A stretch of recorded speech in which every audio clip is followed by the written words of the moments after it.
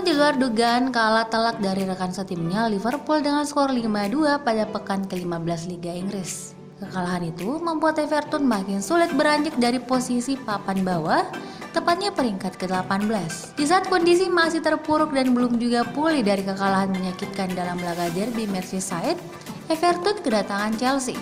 Laga Everton versus Chelsea bakal berlangsung di Stadion Goodison Park Sabtu 7 Desember 2019 pukul 19.30 waktu Indonesia Barat.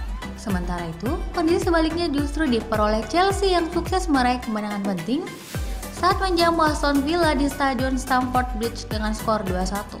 Kemenangan The Blues ditentukan lewat gol Tammy Abraham 23 dan Mason Mount 48, adapun satu gol dari Aston Villa dicetak Trigas pada menit ke-41.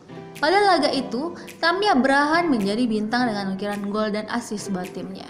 Pemuda Inggris berusia 22 tahun itu membuka keunggulan Chelsea melalui gol sundulan pada menit ke-23. Dengan tambahan 3 poin tersebut membuat Chelsea masih menempel posisi keempat dengan 29 poin. The Blues, julukan Chelsea, berada di posisi keempat klasemen Liga Inggris, mengekor Leicester City 35 dan Manchester City 32.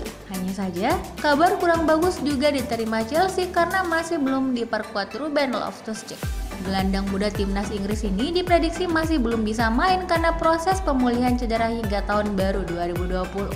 Kondisi pemain berusia 23 tahun ini tak kunjung pulih karena cedera parah yang dialami yakni pecah tendon Achilles. Pelatih tim Blues Frank Lampard mengonfirmasi pemulihan Loftus-Cheek telah keluar jalur dan tak punya jadwal pasti kapan dia akan bisa merumput lagi. Dia telah mengalami beberapa kemunduran selama 2 bulan terakhir, belum ada perkembangan baru.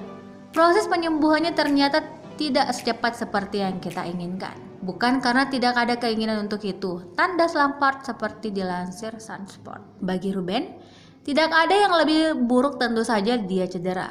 Saat ini kita belum mencapai kondisi yang bisa membuatnya segera bugar kembali.